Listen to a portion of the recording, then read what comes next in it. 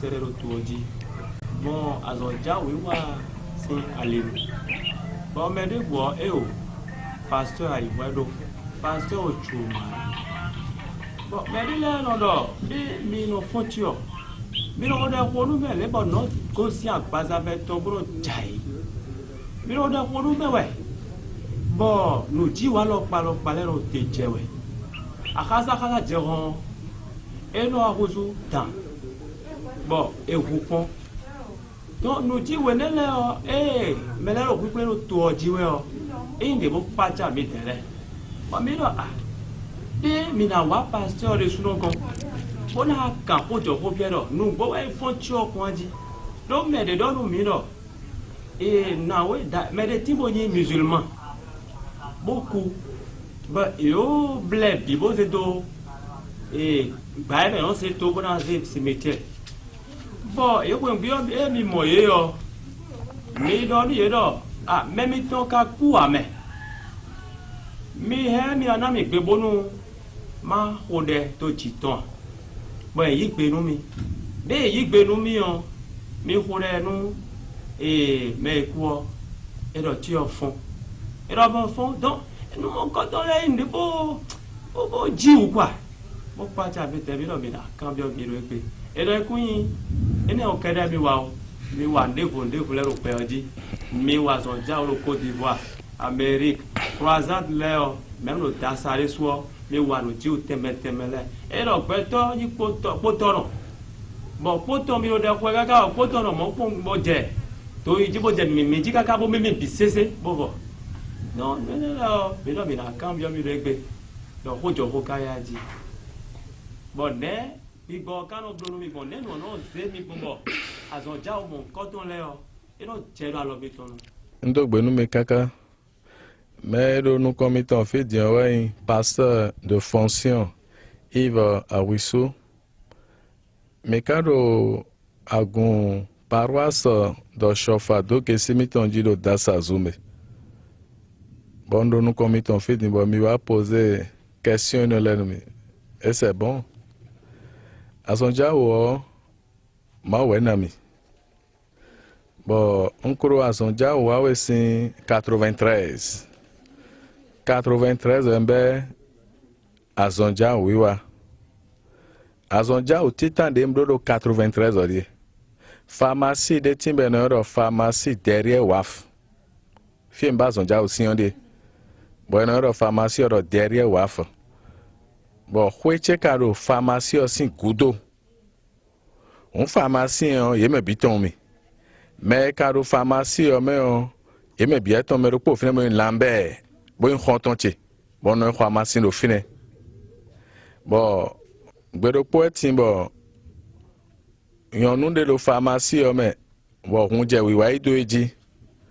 Bon, on do wi wa ido we ekoblo 10 jours. Bon, amasin de pharmacien là, il tombe au final les causes en bini. Ben les voisins ils d'auto que daho Abidjan tombe dans pisam. Bon, yero amasin sous écran ibero yen vidéo ni we on ro wa we ya. E we lambe e wa gonche bo adomi do wenen on ko yin pasteur ya. On olime. Fi no na besione. Bondo ete kalo me wawe aji be do mi no le nu de lo me wawe wendo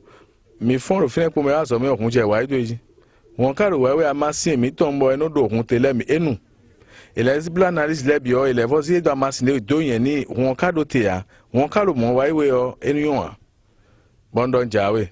bon kado de uche bo kai do ni bo yo enu mi be kai enu bondo aro dogo tonji bo ro won ni no te bo won no te won fi mbi azon ja o si one bode won no te ondo ni bo ipame bo ipondo eso nugbo won ka no te aji bode wa ipame wa de chokoto bo apon won no te be ro ka bi no te bo apre na le wa we aji bo ka je gbadan to so wa alandeme to so wa won le nu be mi gbon ne de nu be mi gbon ne kaka bo mele ro gonchi wa we o ye wa se paralytique do po wa bo bi bode don mi do le endo adalo me uro pharmacie dere wa futon bo me ro hunde we pendant presque 15 jours. Bon, mais on noté. Paralytique des Ewanoué, bon, donné dans les nids fombo zinzoni.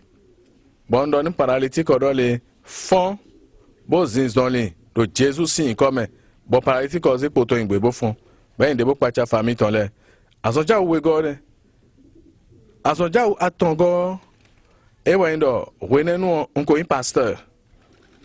den ka un pasteur bon le koboy Abidjan papa Benoît des points gba aussi et wena mi pasteur de fonction den ka un pasteur bon le koboy Côte d'Ivoire et waze nous comptons de possédomi bon un ganda hodo Air Afrique à l'époque un ganda ho un PDG d'Aholo Air Afrique à l'époque bon est paralysé boule votre nous kon welebi beno dik bon zewanumi de zewanumi on asiton pour karo église évangélique Foursquare mewede bon c'est un coach de pasteur de timbo e huangundo anani bon agunde ka hundo ananio agonsi encore une paroisse H de Noé bon edenize monsieur Dick wa fine ena hunuku yeko modo to ho me e ka omomia po ka reze fine na hunuku bon de ze wa ni évangélique leo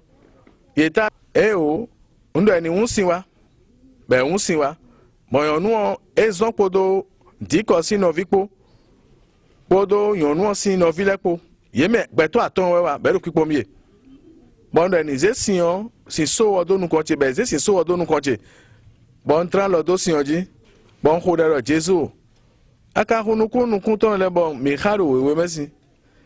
afokpo no le ka fombo zizon lo nko to mesi wende na ze sin lo ma lo chi na je sion me on bon ablo sin de croix do sion me on bon dik na ina ze sion be na bi okpa me mra je o leji o ana hunuku ni ba hunuku ni on ina so zizon yi zizon li on ina na we kigo en même temps on ko des fois on zia le boblo signe de croix do sion me signe de croix de mblo do sion me on na pe yon no do ni bo se sion bo se ipa me agon kele kala gun cheji agon ke da ho ji bodiga bo khedi leti me ro ko bo no le no ajete do agon tin le ji mo ra kwa do fine yon no se asuton dik passé di etonu kun we be plek pere be bi opa me on u le ni we de po won ehunukun edo nde riri nu kuno mi bere edo monasi do basi te riri nu komi bere ni unsi do nu kono nde nu komi don riwe basi to unsi do nu kuma ni po won edo emi monu basi to rete amo bedo emi mo asi to di afobodo chokodo te mi do aji bere do chokodo couleur vert basi to no jete mi do aji bere do couleur bleu bere asi to re monu basi to no epon aga bodo khede a continue ka nu komiton khete ka de je bo boya o to nu eton le to chokodo ni bo to awu ni be wa bon, Victor, pasteur, oh Dieu, Dieu nous a visités. On dit que disons-les. Paralytique dit, et disons-les. Et disons-les, et on nous finit. Et dit que gosi finit, et bien, et dans nos couvents. Bon, on est couvent, qu'on soit de haut, et nous attendons. Boy, oui, on doit y aller, et n'y a pas de à son temps, nous comptons go. On dit qu'il oui, dit qu'il oui, après, et ouais, na, ouais, le timbo, et nous, Aïcha. Bon, Aïcha eku Aïcha si no video po kan honton miton. Bon, endo mi don wiwa debro amisa enu agwalo nu mi. Bon, Aïcha si no video wa do mi lole nou e ka joyen ka si aibo no kuse o. Pero tout à l'heure dion Aïcha eku. E ka ku e ka cause imog. Be ko blo 2 jours ben adi. Bon do bon, nka rien si wa si se cérémonie on aji. Pero oui rien na si se cérémonie on. Bon do de uche bon yi fine we dem ko in pasteur bon de yi fine bon sien imam le do ni wa sien do yeme bon sien do imam le me bon mi ka we do fine yo bla ti o do san me bon ti o kuro nu kon iton be do ye we ka de ji we bon de blo fo e wa se ti o do o nu la secret iton me bo aso nu bo edido we de je do to ndo ni edo nu do mi ra le jibro le do ni edo esen kasi khode nu ti o waji do nu do mi na khode nu ti o na fon no mo don mi e wen si alo chebo se do chi osia nbi ogbe imamo na ni khoda ni bo mi na ze do me bon si alo do akontonu bo khoda ni bro Aisha fon bon ndo mo do we etan ba imam le ron be do etan comment bon ndo Aisha ni fe ni tun le ni be fon bo do ho bo dam lo do mi de be e wa ho we e kuro gba egbe ni aka bo ji vi we Aisha un le asonja o le o de volene azonjao de no do rien uche bo azono gbonu mi o e no ton sin de so sin tromea e ndo ndo de ho ele dion me na do to chimedole gan ho lo medion bo do ni yede ni wa ha uto e ye ha uto en de wa jiro ho ye ni wa bio bo e ka bio no e na modo mo bo nu gbo do Côte d'Ivoire si en kumbadio mais sous timbo yin yonu stérile ben mo ko pon a ben l'église évangélique me yero maleleme yero obo atoleme yero klo vodun leme yero tron leme bo e wa nu bo e do pasteur mi de yo mi ton degbe ya amonu egbe mi ton bo wa fi dan ton bo de tegbe mi ga ton mi na ha wo do mi jan bi onde ma o mi bo no do wo be no ha wo e ka ha wo nu go be bi onu e hu to e yo e ka go si fi no ka je sun aton sun ene yo ye kro ado pero le mi mo ho un yo nu e ha wo tin bo bi ho bo mo ho e mi na do en Côte d'Ivoire ça dépasse des centaines azonja udo potin bo frapper mi bon won kaka je egbe ya in dalua bon juran blo croisade bon ye ko ibash bon gbenegbe jikun da ho juran ja bon jikun ejuran vai dalua sinto bon mele don mi do le papa jikun lo dion de ejuran ja dion e na renu ogble bon mele ka o sien do bash gule bon mele ka o supo mi bash ka 9 bon bi occupé presque 500 chaises bon bi occupé bon gbetole lote e wa ndo ni edo le no ma o jen zomi azo bo missionné mi o jikun kunra ja o bon kwanga bon quelques heures on wa don ni do to te ka se konfi better to se konfi o isia bon do ji oni ja isia bo ji odidi e be so gbedo mo koto bo ji o ja isia un me go sin isia wa kon mi ton le do ji ro ja isia bo ji o ka ja fi mi de o un yo vo de timbo yo vo in sterile bo sin bo de ji bo ndo de ho bo yo vo ro pe chesewe bo pipo zan yo vo do agadon bon yo vo yonu e to sous ton bois à sentiment bodole j'ai un problème bon donc tu as quel problème et donc je n'ai pas d'enfant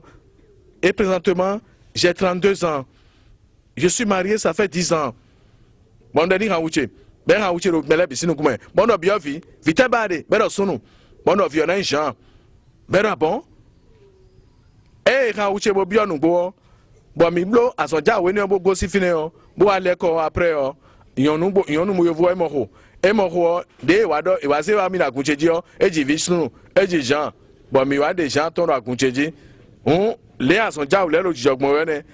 en tant que pasteur yo vo ro potimbo tonukun lo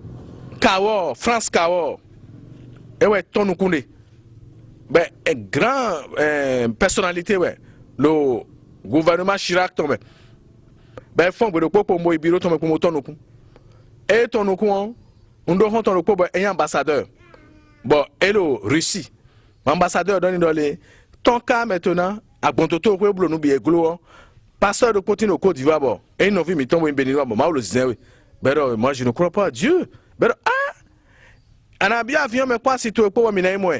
bon yo vo asiton convaincant ben wa nu bo e ka wa ejete do président Laurent Gbagbo si alome parce que c'est une personnalité et yo vo on l'a escorté avec motariste sur ma paroisse. Bon, cambio de terre du Adibérolé, ton ou ben un bâton et ton blanc, bon, d'un niveau si un temple, mais si un temple, on s'y a son diable, bon, tiens, taton, beaucoup d'un niveau frotté, nous comptons, bon, d'un niveau, nous comptons, ben, nous comptons. On est on compte, photo dans le rotier, mais oui, le salon, et on compte, et les soutiens, comme il y a beau, le vote, on les nous job pour on est à son diable, et notre job, on met, et jolo. Dasa fio do akunji fio azonja o dejo fibo frappe mi nwa fibo mi jo bloc croisade do fi bo akasa sin jo honde besin ko hodon bo jo honda ho ka bo afibo le do maria ulaton bo mele bi je hinji bo ndo ni me nu ahon ni sepo do dan elo o jo hon me o ina modan fi jo hon wa chi de o ye ni lo fine bo pon fi o ina modan bo nu bo akasa lile sin maria gon 3 fois bo awa o nuelo agbamiton sin gudo fi mi si ende o bo akaza chiro fi no ye mo dar fi no be wo on le azonja o no je ogbon ne bo eni to kese nu dasan lebi be jo hon ino fi ne do mi me sinu kuma be kala ni confie jo hon na chiro de na mo dan de me bo na hutan we ba be hutan on le no je ogbon ne on de mi abla azonja o sin de do agbakoku ezechio wa fi ne me koku bi bo esesin urgence savalu bo yonu e bo support kike do we bo dati wa de pa mi le fofo me eze wa dion meton le ton we mi kokuma bon do le kun koku bon wa ifine bo se da uche de wo sin awa nze gbonjiton Bon, c'est bon. Yo vote les wa ils sont au nombre de 9 personnes mais gos américains. Bon assister séance chez mais pas fait c'était même yo volet. Bon yo volet le yo te ba ko bon don yo no la cité. Bon nous cité do me bi ko bon ko to pra ka je gbe dion e fi nde bu so wa ya. On wene nous benegbe yo da sa lele se et Arabie Sodo au no la me do au fin ndo azonja blodo le maison du peuple mais bon ka be so bien bon mi se douan bon jikun da robe jikun bebe jikun pevia zemi jano blasi na fin lo no la benegbe da sa benegbe ye 10 bon nwa ko sin fieno azonja blodo po ikoho bon mama do poti me do o no la aji bon aji yo lo finembro pipo alo aji yo ka ko gbigbo we me wo ko mama alagba bo go sin gbigbo we me do comportement gbigbo we no le ton otu de go sin gbigbo we me o e bi o le vojo me we de ba aji yo do come de se role asonja o stion e mi na assiste bon aji yo sinu kuma we gbon bo dran lo daga bondo Jesus khotonche do lo tenji kun bon dran lo do agaro we lenu bo jikun no te trolo bo gendarme lo ko hole bo no lo ko hole bibio. Il a arrêté la pluie. Et il ne peut pas chamele. Bon, fine benegbe mais le petit boy nous compte non. Ben c'est wa et on et il est parenté avec le roi. Et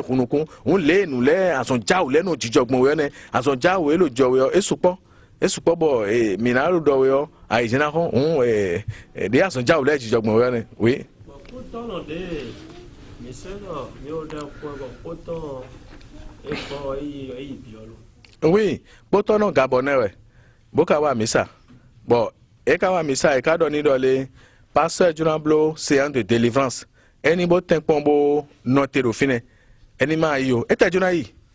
E wa de mi be séance de délivrance ofo. E wa no de ho yo no e do no mi no ho sin de we no ho. Ba sensi do de ho di bon no do that way. Bon dio de che. Bon no de ho pon dole me do po fi. Bro po si anson jawe. Be mai ma o sin po we a. Okpeto ese po no fine po ni go sin godoton o negbeni e lo modo pon po je hun ji ne so bo mele bi modo po hun re wo me po hun de wo me o bo no de ho pon po go sin negbeton ga je gbedin so mo po a bo inde bo to khasini mele fi mele je khasidi mi diori bero e ko de bo po bu sin negbeni cet homme il est comme Jésus e bo mele je khasidi mi di yo no e na modo mo bo no bo do Côte d'Ivoire si e ku gbadio mais sous timbo yin yo no stérile ben mo ko pon a ben l'église évangélique mais yero malele me yero oboato leme yero krofotun leme yero tun leme boy wanu boy do pasteur mais la voici là mais des timbo no ni toto bon au coup biba ozi mok on obiton wa dono metolero de que pasteur de tibero yoro pasteur Iba Wiso tebi na sorti o so joni de et nos pieds mis ton enfant on nous boit et sort tu vas comme ton et dormir pour d'abord tu as mon coton et fond au job kaya nous venons de ejo lo anani do akati echeme po bwe Abidjan wena no ndo aweme ndo awe gbawe nu 40 jours vous le voyez awe devo nu 40 jours awe ni o me wende bon blo 40 jours titan 40 jours we go me wende blo carrément me o e po 5 jours ben afo no mi me ko ben blo no beaucoup affaibli e we dodo karo quartier mi to me bon parent ton le bi kalo tron vodou me tron de pa be ka no do e yero tron me toute la famille est dans tron bon dodo le ballon khowe vers 15 heures bon vers 15 heures ne o do ajiji me po won yedo ejai po won ye nya fufundo e kaka en consider du temps e font ezeren docteur ko pas boeton bon docteur examiner ton docteur ndé ko so fineo do il a rendu l'âme on yeze do mag pas boeton de yeze do mag pas boeton e ko 17 heures e we wa ilo wezundo ba ilo dokun e ko ekundo de ko ekundo do Bassam ba cimetière de Bassam yo yi khodo boko kundo ba poro ina isando mredi ewe ye do so do po beno yonyon bo yonyon donu mama tondo pasteur de karo fibo enu ya wisu Yves no azonja wo ai ka mi tondo no mi do mi ni ze chi odo ton so igi onubonu ena daji ton po we e si fun e do mi ko se ko fon mi zuma do po e si le fon dodo din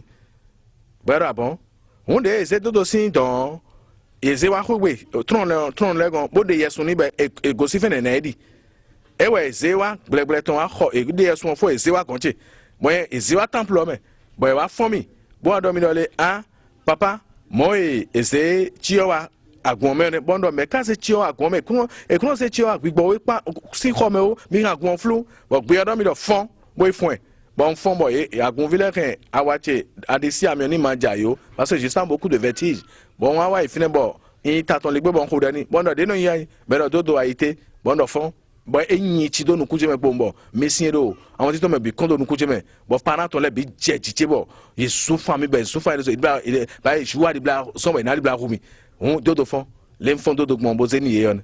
on les enion résurrection jojo ba en de bokpacha anani to hobi bokpacha Côte d'Ivoire to hobi bo en we ne wemblo bo gbigbo we gande do Côte d'Ivoire le ko nenu ejemule ese de ejemule se do le non mais ko si accepter bo jono na wa to mi to me muna do ason ja uda ko mon ko to blo yo e mi ma perturber ton a to vile na fini par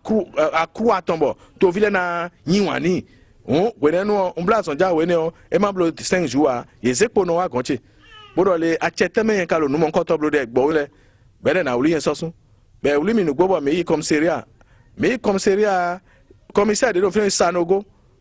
but Sanogo kan bi e do tato e ka se yen wa fi aji be do inu bla son ja odin ma son ja o blo yen de yo e wa dépasser do chofa bla son ja mo kun e ka mo o do yen to de wa dépasser eni o to eni se yen sosun.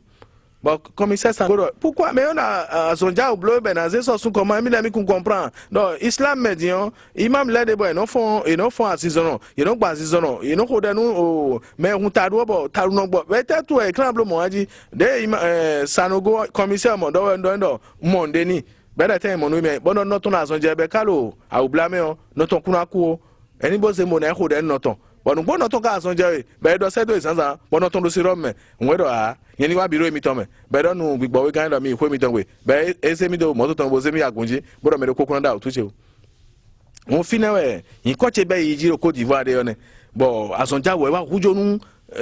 nous de jour en jour quoi et ça se peut et Jordan de votre no touch même bon ese mi do séance de délivrance blo bo wa bo atrekin oui wa bon ndo ni do bo de wa peto we e ka peto we gan ko lo me do bo ni tonu kun bon no touch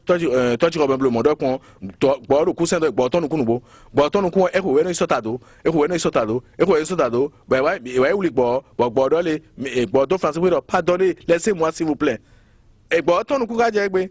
gbogbo eyi ni e wa se jo gbodo gbogbo flu kan to file je ka no wa ku won le no jo mo yo pastor mi ku do ko mais non c'est ben no lo bi do pastor Ochumari pastor ayi wedo eta du we me le ka no lo bi do mo wa ngosi Côte d'Ivoire bo organiser azonja au sinde rofi ni 3 jours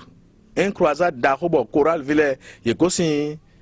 Cotonou, cadre pour me, Choral vidéo voilà, il presque 10. Bon, fanfares super là. Ben à fanfare au fi bon, mais c'est moi aussi encore pendant 3 jours.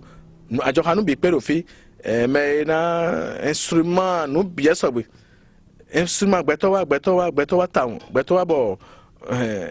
betowa trop. Bon nombre mi do fi de mi na croix. Bon de ko mi de ba son ja do jijo temple me on a jiji me po won e po aga po e mo d'assassin aga bien bleu ciel e mo raido ko ton pour traverser agun le ben no fine kaka e wai après po aido ko de vouleton boulevard no fine bo prêtre de wa ko bo po aido ko sedo bo no bo kisinu jinku so bo kisinu jinku so de no fine kaka bo yo troisième fois e wa don mi do papa granaro e do mi do aido ko ti ton we bo ka bubu e parce que je yin ton bo mi aje ko ho na pon we je we yo bo wa ton bo ndo me aido ko yen ka ton so mo aido ko do a de wa ko mari asinu ko aido ko do le foton lo ele foton be ti do me de sa peinture do don bo me le bi mo bo ba kwa won ni o to lendemain ton idasa si supermarché le bonjour ho si de non nous parce que je bois de l'eau minerai bonjour ho si on se si on paquet à ton enem bon je à quoi je nous question ogbe mon maman est refrain dans les a passer de mi assister ton sommet blas on jawo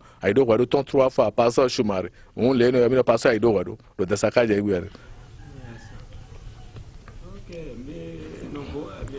dans nos ans il y a le pasteur aido ko do dasare